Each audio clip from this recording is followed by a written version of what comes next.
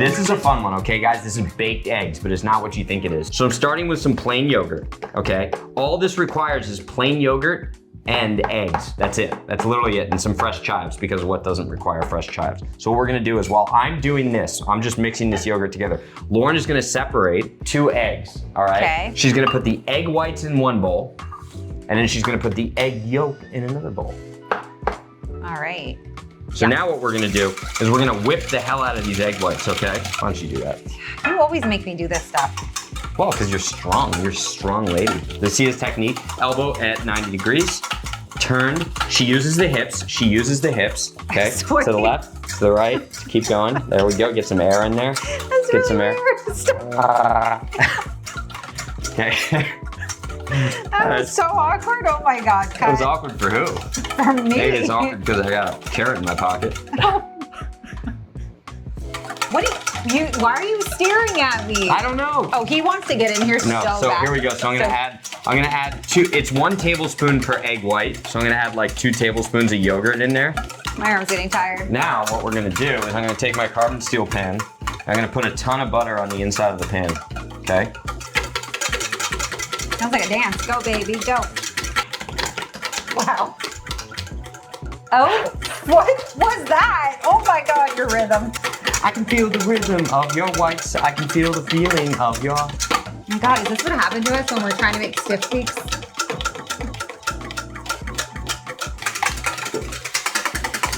So this is a stiff peak because it's like a mountain peak and it holds up. It doesn't fall, right? So it's holding its own structure. All we're doing is we're just breaking up the proteins and whipping air in there so that this is just air. That's all that it is. Now we're gonna take this and just shape it, right? Put a little bit of a nest in there. And you can shape it however you want, but I'm just gonna do it like this so that we can ultimately drop the yolk on there and make it look really cool. Now we just throw this into a 425-degree oven. Let's do a little chive choppage because we're gonna garnish it with some chives. I mean, it's that easy, right?